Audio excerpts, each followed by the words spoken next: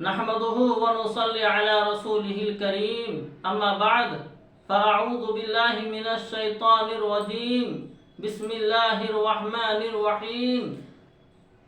دل کی صفائی میں دیر کیوں؟ ہم اپنے گھر میں صفائی پسند کرتے ہیں، ذرا بھی کہیں کوڑا کرکٹ نظر آئے تو عورتوں کو ڈانٹ پڑتی ہیں، صفائی کیوں نہیں کی؟ اپنے گھروں میں صفائی چاہنے والے ذرا غور کریں، دل بھی تو اللہ رب العزت کا گھر ہے، اس میں بھی صفائی آنی چاہیے۔ اس پر جو گناہوں کا میل پڑا ہے، کوڑا کرکٹ بھرا ہے، افسوس ہے کہ ہم نے اسے ردی کی ٹوکری بنا رکھا ہے۔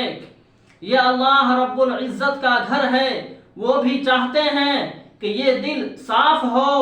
آپ خود غور کیجئے کہ اگر آپ کے پاس گندا میلا برتن لایا جائے اور کہیں کہ اس میں دودھ ڈال دیں، آپ گوارا فرمائیں گے؟ آپ کہیں گے اتنے گندے برتن میں دودھ کیسے ڈالیں؟ تو جس طرح ہم گندے برتن میں دودھ ڈالنا پسند نہیں فرماتے، اسی طرح اللہ رب العزت گندے دلوں میں اپنی محبت ڈالنا پسند نہیں فرماتے۔ وہ بھی چاہتے ہیں کہ اسے صاف کرو، رگڑائی کرو، اسے چمکاؤ، اس کے اوپر جو گناہوں کی ظلمت ہٹاؤ تاکہ یہ آئینہ بن جائے۔ جب صاف ہو جائے گا تو پھر اللہ رب العزت کی رحمتیں خود بخود اس میں آئے گی۔ صفائی کرنے میں ہماری طرف سے دیر ہے۔ حضرت اقدس تھانوی رحمۃ اللہ علیہ کے ایک خلیفہ خواجہ مجذوب رحمۃ اللہ علیہ نے ایک شعر کہا ہے تو بہت ہی سادہ، لیکن حضرت تھانوی رحمۃ اللہ علیہ کو اتنا پسند آیا کہ اس دور میں فرمایا کہ اگر میں صاحب استطاعت ہوتا تو 1,00,000 روپیہ دے دیتا۔ شعر کیا تھا سنیے۔ ہر تمنا دل سے رخصت ہو گئی، ہر تمنا دل سے رخصت ہو گئی، اب تو آجا اب تو خلوت ہو گئی۔ تو جب انسان ہر تمنا کو دل سے رخصت کر دیتا ہے تب اللہ رب العزت کی نعمتیں اس دل پر نازل ہوتی ہے۔ ایک عجیب مثال ذرا غور کیجئے۔ فقہ کا مسئلہ ہے کہ جس کمرہ میں تصویر ہوگی اللہ رب العزت کی رحمت کے فرشتے اس گھر میں نہیں آتے۔ بالکل اسی طرح جس دل میں کسی کی تصویر بیٹھی ہوگی اللہ رب العزت اس دل میں آنا کیسے پسند فرمائیں گے؟ جب رحمت کا فرشتہ نہیں آتا تو رحمت بھیجنے والے کی محبت کیسے آئے گی؟ وہ بھی یہ چاہتے ہیں کہ اس کے اندر کسی کی تصویر نہ ہو، اور آج کل کے نوجوانوں کے دلوں میں تو تصویر کے ڈھیر لگے ہیں۔ راستہ چلتے چلتے جس پر نظر پڑی وہی بیٹھ گئی، نت نئے ڈھپے دل پر لگتے چلے گئے۔ ایسے دل میں اللہ رب العزت کی محبت کا مزہ کیسے آئے گا، لطف کیسے آئے گا؟ اس لیے اس دل پر محنت کرنے کی ضرورت ہے۔ تمام اعضاء دل کے تابع ہے۔ دیکھیے انسان کے جتنے بھی اعضاء ہیں وہ اس دل کے تابع ہیں۔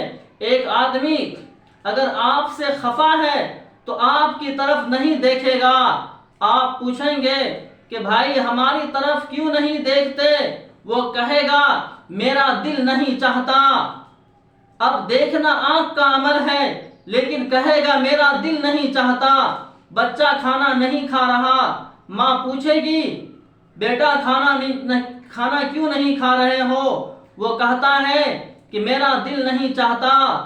تو کھانا تو منہ کا عمل، پیٹ کی ضرورت ہے، لیکن کہتا ہے کہ دل نہیں چاہ رہا ہے۔ بھائی آپ میری بات کیوں نہیں سنتے؟ جی میرا دل نہیں کرتا۔ سننا کان کا عمل ہے مگر فیصلہ دل کا۔ معلوم ہوا کہ آنکھ ہو، کان ہو، غرض جسم کا کوئی بھی عضو ہو وہ دل کا تابع ہے۔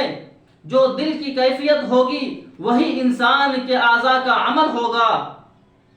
تو دل کے سنورنے سے انسان سنورتا ہے اور دل کے بگڑنے سے انسان بگڑتا ہے۔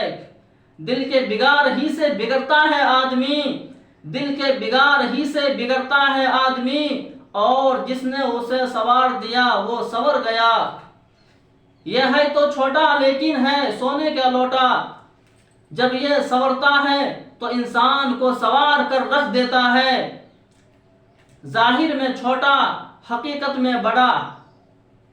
ہمارے دل کی اللہ رب العزت کے یہاں بڑی قیمت ہے۔ دیکھیے صندوق کی قیمت اس کے اندر کے اشیاء کے قیمتی ہونے پر موقوف ہوتی ہے۔ آپ غور کریں، گھروں کے اندر بڑے بڑے صندوق ہوتے ہیں جن کے اندر لحاف، تکیا، رضائیاں گرمی کے موسم میں عورتیں رکھ دیتی ہیں، مگر ان کو تالا نہیں لگاتے، وہ کھلے ہی رہتے ہیں۔ لیکن ایک چھوٹا سا جولری باکس ہوتا ہے، زیور کا رکھنے والا ڈبہ، اس میں سونے چاندی کے زیورات ہوتے ہیں، اس کو چھپا چھپا کر رکھتی ہیں، تالے لگا کر رکھتی ہیں۔ اگر گھر بند کر کے کہیں جانا ہوگا تو آخری نظر اس پر ضرور ڈال کر جائے گی، اور جب واپس گھر آئے گی تو پہلی نظر اسی پر ڈالے گی، محفوظ ہے یا نہیں۔ اگر کوئی یہ کہے کہ گھر میں آگ لگ گئی، گھر سے نکلو، تو جاتے جاتے بھی جولری باکس کو ہاتھ میں لے کر نکلے گی۔ لہذا ہے تو چھوٹا لیکن ہے بہت قیمتی۔ بالکل اسی طرح انسان کا دل بھی ہے تو چھوٹا مگر بہت قیمتی ہے۔ اس کے لیے اس کے اندر اللہ رب العزت کی معرفت ہوتی ہے، اس کے اندر نور ہوتا ہے، اس لیے اس کا اللہ رب العزت کے یہاں بڑا مقام ہے۔ قیامت کے دن اللہ رب العزت بندہ سے دل مانگیں گے۔ یوم لا ينفع مال ولا بنون الا من اتى الله بقلب سلیم۔ قیامت کے دن نہ مال کام آئے گا نہ بیٹے کام آئیں گے، وہاں تو جو انسان سنوارا ہوا دل لائے گا وہی کام آئے گا۔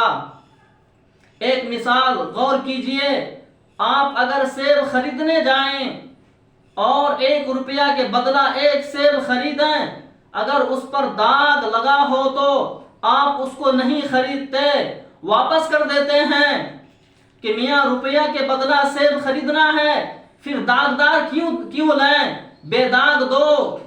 اب سوچنے کی بات ہے، ہم 1 روپیہ کی بدلہ میں داغی سیب لینا پسند نہیں کرتے، تو اللہ رب العزت اپنی رضا، اپنی بقا، اپنی جنتوں کے بدلے میں داغی دلوں کو کیوں پسند کریں گے؟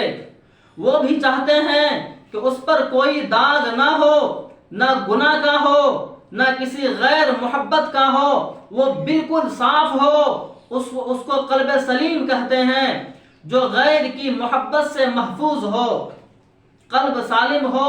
ایسے دل کو اللہ تعالی قبول فرماتے ہیں۔ ارشاد فرماتے ہیں، ما جعل اللہ لرجل من قلبین فی جوفہ، اللہ رب العزت نے کسی انسان کے سینہ میں 2 دل نہیں بنائے، ایک دل وہ انسان کو دے دے اور دوسرا دل رحمان کو دے دے۔ فرمایا نانا، دل ایک ہے اور ایک ہی کے لیے ہے۔